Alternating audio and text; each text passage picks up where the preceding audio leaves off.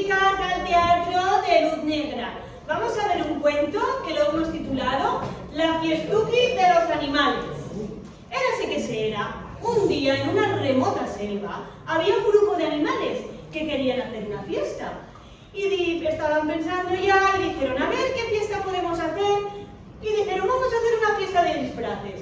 Cada animal se pensó un disfraz con las cosas que tenía en casa, con las cosas que encontró, y cuando ya tenían todos sus disfraces, dijeron, pues ahora vamos a hacer un desfile y así todos nos veremos. El primer animal que empezó el desfile fue el león.